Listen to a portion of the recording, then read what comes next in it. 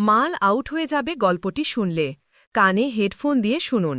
আমার নাম করিশ্মা, আমার বয়স ৩০ বছর। আমার বিয়ে হয়েছে ১৫ বছর আগে এবং আমি দেখতে খুব ফর্সা। আমার চুল কোমর পর্যন্ত লম্বা। আমি রাস্তার ধারে একটি হোটেল চালাই, যেখানে প্রতিদিন রাস্তা দিয়ে যাওয়া ড্রাইভাররা খাবার খেতে এবং চা পান করতে আসে। আমার হাতের তৈরি ঘরের মতো খাবার সব ড্রাইভারদের খুব পছন্দ হয় এবং তারা সেই খাবারের প্রশংসা করতে ক্লান্ত হয় না। আজ আমি আপনাদের যে গল্প শোনাচ্ছি তা সেই সময়ের, যখন বর্ষাকাল ছিল। আমার হোটেলে একটি ট্রাক ড্রাইভার এসেছিল। বাইরে খুব তীব্র বৃষ্টি হচ্ছিল, যার কারণে তার গাড়ি চালাতে সমস্যা হচ্ছিল। সে আমাকে জিজ্ঞাসা করল, আমি কি রাত থাকার জন্য একটি রুম পেতে পারি? আমার কাছে মাত্র ২টি রুম ছিল, যার মধ্যে একটি ইতিমধ্যে ভাড়া দেওয়া ছিল। সেই ড্রাইভার খুব অনুরোধ করতে লাগল, তাই আমি তাকে আমার রুম রাতের জন্য থাকার জন্য দিয়ে দিলাম। আমার বিয়ে হয়েছে ১৫ বছর আগে, কিন্তু এখনও পর্যন্ত আমার কোনো সন্তান নেই। আমার স্বামী নীলেশ খুব শান্ত স্বভাবের ছিল, কিন্তু সে খুব পরিশ্রমী ছিল। আমরা দুজন মিলে আমাদের হোটেল চালাতাম। সকাল থেকে রাত পর্যন্ত আমরা দুজনেই সেখানে কাজ করতাম। আমাদের কাছে তেমন বেশি টাকা ছিল না এবং হোটেল থেকে আয়ও বেশি হতো না। তবুও আমরা বিশ্বাস করতাম যে একদিন প্রচুর টাকা আসবে।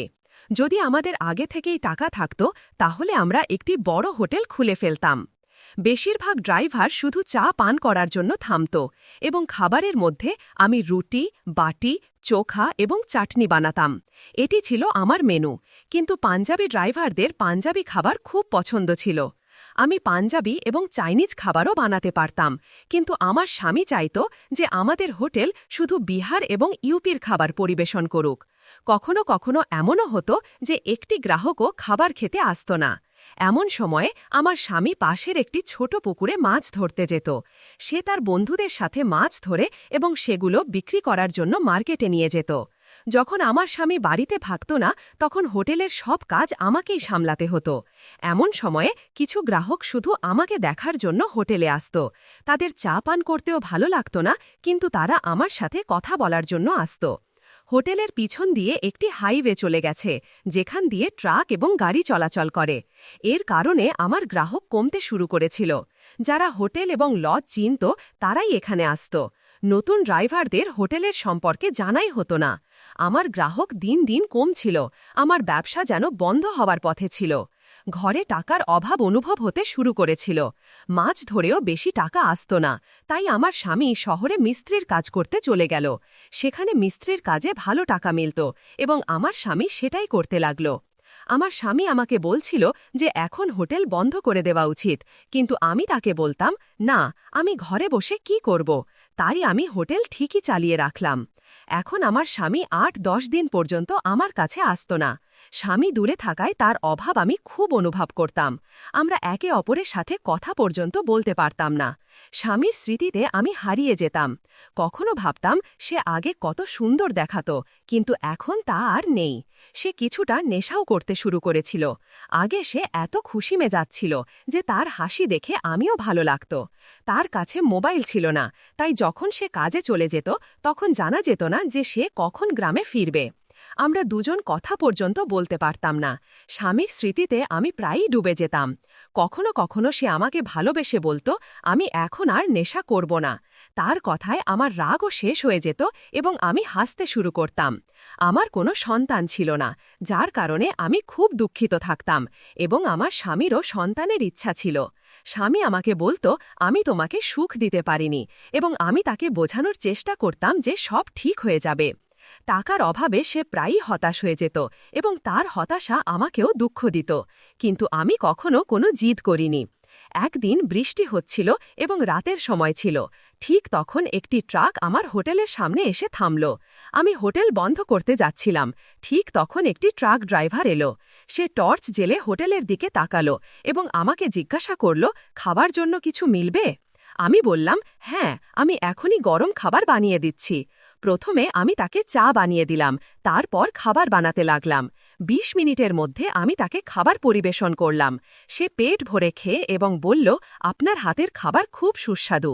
আমি তাকে ধন্যবাদ দিলাম। সে বলল, বৃষ্টি খুব তীব্র, আমি গাড়ি চালাতে পারব না। এখানে থাকার কোনো জায়গা মিলবে? আমার কাছে 2টি রুম ছিল, যার মধ্যে একটি ভাড়া দেওয়া ছিল। সে স্বভাবেই খুব ভালো লাগছিল, তাই আমি ভাবলাম না যে গ্রাহকের সংখ্যা কমে গেছে, তাকে ফিরিয়ে দেওয়া ঠিক হবে না। আমি বললাম, একটি ঘর আছে কিন্তু সেখানে আমি থাকি। সে বলল, কোনো সমস্যা নেই, আমি সেখানে মানিয়ে নেব। সে ট্রাক থেকে তার ব্যাগ নিয়ে এলো। আমি তাকে ঘরে নিয়ে গিয়ে জায়গা দিলাম। ঘরে 2টি খাট ছিল। সে তার ব্যাগ রেখে একটি খাটে বিশ্রাম নিতে লাগল। আমি হোটেলের বাকি কাজ সামলাচ্ছিলাম। সে একটি খাটে ঘুমিয়ে পড়ল এবং অন্যটিতে আমি। রাত প্রায় 2টা বাজে। বৃষ্টি থামার নামই নিচ্ছে না, বিদ্যুৎও চমকাচ্ছে। আমি দেখলাম সে ঠান্ডায় কাঁপছে। আমার তার ওপর দয়া হলো। আমি আমার একটি চাদর তাকে দিয়ে দিলাম। সে ঘুমিয়েছিল, তাই আমি তাকে জাগালাম না, কিন্তু অনুভব করলাম তার জ্বরও হয়েছে। সম্ভবত সে সম্পূর্ণ ভিজে গিয়েছিল। আমার কাছে কিছু ওষুধ ছিল। আমি তাকে জাগিয়ে বললাম, আপনার তীব্র জ্বর হয়েছে, ঠান্ডা লেগেছে, এই ওষুধগুলো নিন, সকাল পর্যন্ত আরাম পাবেন। সে ওষুধ নিল এবং আমাকে জিজ্ঞাসা করল, আপনি কি এখানে একা থাকেন? আমি বললাম, হ্যাঁ, এই হোটেলটি আমার। আমার স্বামী শহরে কাজ করেন। হাইওয়ে রাস্তা পার হওয়ার পর আমাদের গ্রাহক কমে গেছে। তারপর আমি তাকে বিশ্রাম নিতে বললাম এবং আমিও ঘুমিয়ে পড়লাম। সকাল 5টায় আমার চোখ খুলল। আমি দেখলাম ট্রাক ড্রাইভার সেখানে নেই। বাইরে গিয়ে দেখলাম তবুও সে নেই, কিন্তু সে খাটের ওপর 3000 টাকা রেখে গেছে। আমি ভাবনায় পড়ে গেলাম যে সে না বলে চলে গেছে। অন্তত যাওয়ার সময় বললে ভালো হতো। কিন্তু সেই লোকটি খুবই সৎ ছিল, সে টাকাও রেখে গেছে। না হলে অন্য কেউ হলে হয়তো টাকাও না দিত। তার সততা আমাকে খুব পছন্দ হলো। পরের দিন আমার স্বামী ফিরে এলো। সে 20 দিন ধরে আমার কাছে ছিল না। আমি তাকে জিজ্ঞাসা করলাম, আপনি এতদিন কেন আসেননি, কোথায় গিয়েছিলেন? সে বলতে লাগল, আমি চেন্নাইতে কাজ করতে গিয়েছিলাম। সেখানে একটি কনস্ট্রাকশন সাইটে কাজ চলছিল। ফেরার পথে বৃষ্টি খুব তীব্র ছিল, কোনো যানবাহন পাওয়া যাচ্ছিল না। কিন্তু এখন সব ঠিক আছে।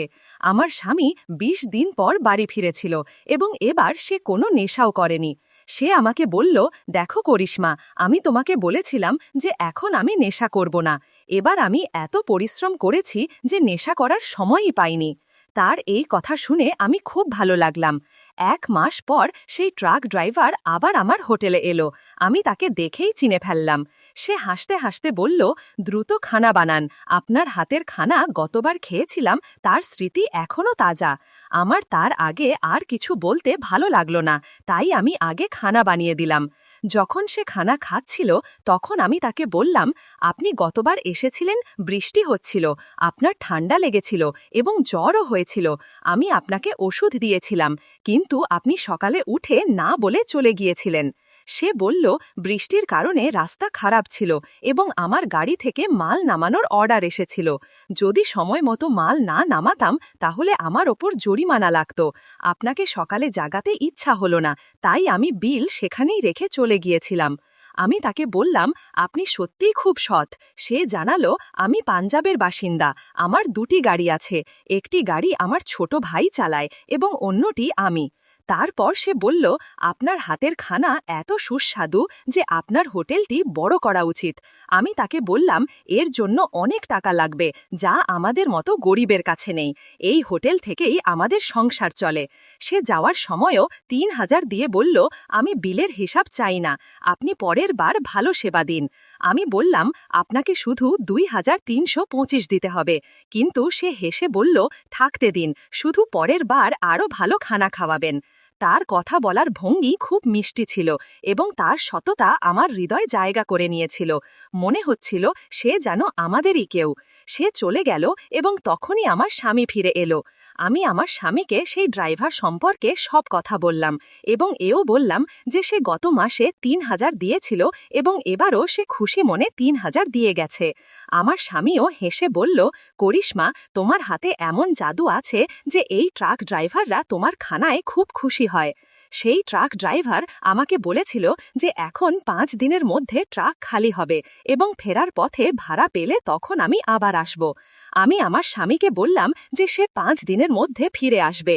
আমি এবং আমার স্বামী আমাদের নিজ নিজ কাজে ব্যস্ত হয়ে পড়লাম। কিন্তু যেমন সে বলেছিল 5 দিন পর সে ফিরে এলো। আমার স্বামীও সেই সময় হোটেলেই ছিল। আমি তাকে দেখে তাড়াতাড়ি আমার স্বামীকে ডাকলাম, জি শুনুন, সেই ট্রাক ড্রাইভার ফিরে এসেছে। আমার স্বামী রান্নাঘরে কাজ করছিল। আমি তাকে বসার জন্য টেবিল সাজালাম। সে খানার অর্ডার দিল এবং আমার স্বামী রান্নাঘর থেকে বেরিয়ে এলো। কিন্তু তাকে দেখে সে কিছুক্ষণ সেখানে তিনি এমনভাবে দাঁড়িয়ে রইলেন যেন তাকে কোনো চিন্তায় ফেলে দেওয়া হয়েছে। আমি আমার স্বামীকে জিজ্ঞাসা করলাম, কি হয়েছে, আপনি তাকে দেখে এমন কেন হয়ে গেলেন? সেই ট্রাক ড্রাইভার তৎক্ষণাৎ উঠে চলে গেল। তখন আমার স্বামী বললেন, তুমি জানো না ওই লোকটি কে? সে কোনো সাধারণ মানুষ নয়। আমি আমার স্বামীকে জিজ্ঞাসা করলাম, শেষ পর্যন্ত কি হয়েছে, আপনি আমাকে স্পষ্ট করে বলুন। তখন তিনি বললেন, আমি আগে ট্রাক ড্রাইভার হিসেবে কাজ করতাম। এও সেই একই ট্রাকে আমার সঙ্গে হেল্পার হিসেবে কাজ করত। কিন্তু একবার যখন আমরা পেট্রোল পাম্পে ঘুমাচ্ছিলাম, ট্রাক চুরি হয়ে গেল এবং আমার ওপর অভিযোগ করল যে আমি মালপত্র সহ ট্রাক চুরি করেছি। আমি কোনো ভুল করিনি, কিন্তু মালিক আমার উপর বিশ্বাস করেনি। আমাকে 1 মাসের জন্য জেলে ঢুকিয়ে দেওয়া হলো এবং আমার থেকে 1 লাখও আদায় করা হলো। সেই ঘটনার কারণেই আজ আমি ঋণের মধ্যে আছি এবং হোটেল চালাচ্ছি। আমার স্বামীর দুঃখ আমি বুঝতে পারলাম। আমি গভীর চিন্তায় ডুবে গেলাম। কিন্তু সেই ট্রাক ড্রাইভার আবার হোটেলে ফিরে এলো এবং আমার স্বামীকে বলল, দোস্ত, যা কিছু হয়েছে তাকে একটা স্বপ্ন মনে করে ভুলে যাও। আজ আমি ভালো উপার্জন করছি। তোমার মনে হতে পারে যে আমি মালিককে তোমার সম্পর্কে কিছু বলেছি, কিন্তু আমি তেমন কিছু করিনি। আমি জানতাম যে এই হোটেলটা তোমার এবং তুমি আমার থেকে সাহায্য নেবে না, তাই আমি এইভাবে তোমাকে সাহায্য করার কথা ভেবেছি। সে আমার সামনে আমাকে বলতে লাগল, ভাবি, আপনি ওকে বোঝান। কিন্তু তার কথা শোনার পর আমিও তার কিছু বলার প্রয়োজন বোধ করলাম না। সে চলে গেল এবং যখন সে হোটেল ছাড়ল তখন 1 লাখ দিয়ে বলল, যা হয়েছে তা ভুলে যাও। 2 মাস পর আমরা জানতে পারলাম যে আমি গর্ভবতী। আমি এবং আমার স্বামী খুব খুশি হলাম। আমরা সব পুরনো কথা ভুলে গেলাম।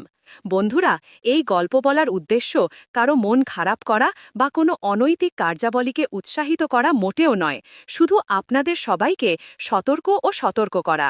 যদি আমার গল্পটি আপনার ভালো লেগে থাকে তাহলে ভিডিওটি লাইক করুন, চ্যানেলটি সাবস্ক্রাইব করুন এবং এই ভিডিওটি যত বেশি সম্ভব মানুষের সাথে শেয়ার করুন। আবার দেখা হবে এমনই আরেকটি গল্প নিয়ে। ধন্যবাদ।